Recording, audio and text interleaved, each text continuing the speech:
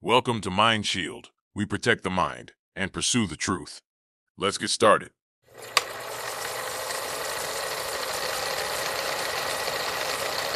Welcome to The Explainer. We're going to get into something really tough today, but it's so important. We're talking about what you do when someone you love, someone you care about, comes to you and says they think they're being targeted. It's a lot to handle, right? It can feel totally overwhelming. But the good news is there's a path through it, a clear, compassionate one. And it all comes down to this one moment. Think about it. Someone you care about. Their whole world feels like it's just falling apart. Their reality cracking at the seams. When they reach out, they're not just asking for help. They're asking you a question. And how you answer? That's a choice. A really critical choice. Not just for them, but for who you are in that moment. So, to help us figure this all out, we've broken it down into 6 key parts. Think of it as our roadmap, okay? It'll take us from that moment of confusion all the way to taking real compassionate action. All right, let's jump right in.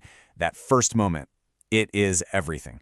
I mean, how you react in just those first few seconds, that can literally set the tone for this entire journey, both for them and for you. You have to understand, feeling like you're being targeted, it doesn't matter where it's coming from, it is one of the most isolating feelings in the world. It's like being trapped in a glass box. And often, if there is a harasser, their main goal is to shatter that person's support system. So your first job, it's to be the hammer that breaks the glass. You've got to be the one person who steps up and says, I'm here, I'm listening, no judgment. So here's where a lot of us get tripped up. We immediately get bogged down in the details, right?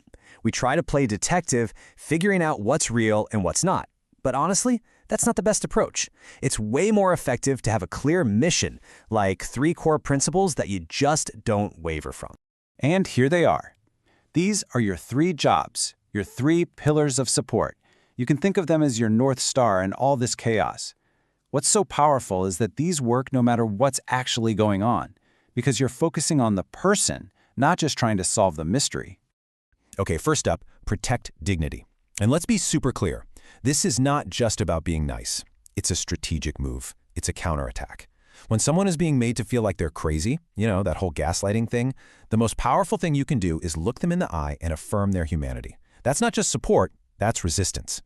Next up, reduce harm. This is all about getting back to basics. See, an attacker's goal is often to grind the person down. They use exhaustion, fear, sleep deprivation, stuff that makes anyone crack. So when you help them focus on their health, on sleep, on eating right, you're not just being a good friend, you're helping them build a fortress. It's their first line of defense. And the third pillar, improve evidence quality.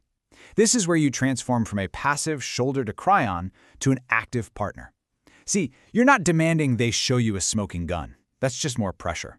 Instead, you're helping them shift gears from pure panic to calm investigation. You're helping them turn a chaotic mess of anecdotes into a real forensic trail. Okay, so we've got our mission, right? The 3 pillars. But before we get to the what to do part, we absolutely have to talk about the what not to do. Because honestly, a lot of well-meaning people make some common mistakes that can just pour gasoline on the fire. And here's a quick look at that. On the left, you've got the stuff that just makes things worse, pushing them further away. On the right, that's where we want to be. Those are the constructive actions we're going to dive into. So let's just run through these real quick. Mockery, you might as well join the other side. You become part of the problem. Inflaming their fear? Well, now you're just another voice in the chorus of chaos.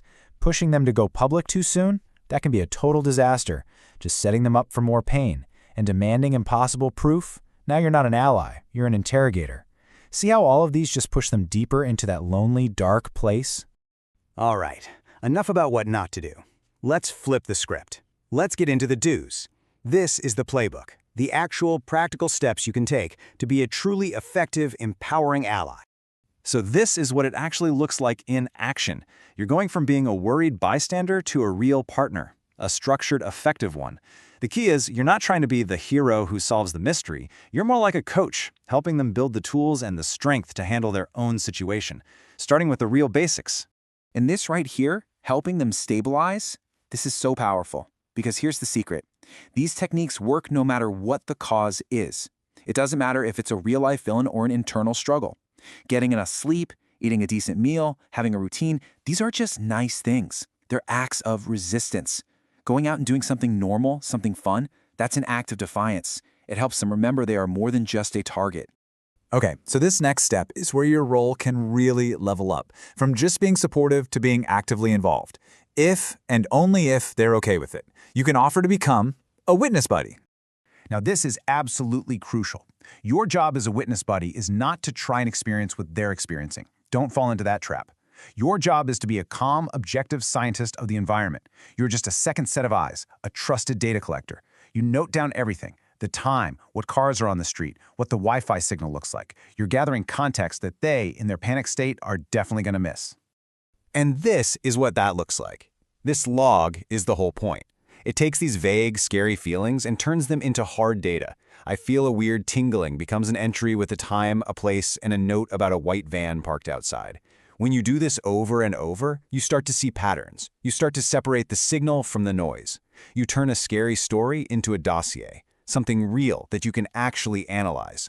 So, after all of this, the listening, the stabilizing, the documenting, what's the end game?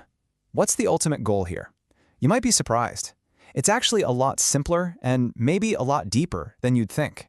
Now, no matter what you believe, this quote really gets to the heart of it. The goal here isn't necessarily to find the bad guy or win some epic battle. It's not about finding the answer.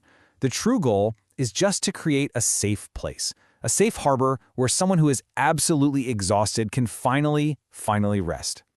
And that's the key takeaway. Your job is to be that space of peace. You don't have to agree on what's causing the hurricane to be an anchor in the storm. That's what you are, an anchor. By giving them a chance to rest, you're giving them a chance to drop their guard, take a breath, and just gather the strength they need to face whatever comes next.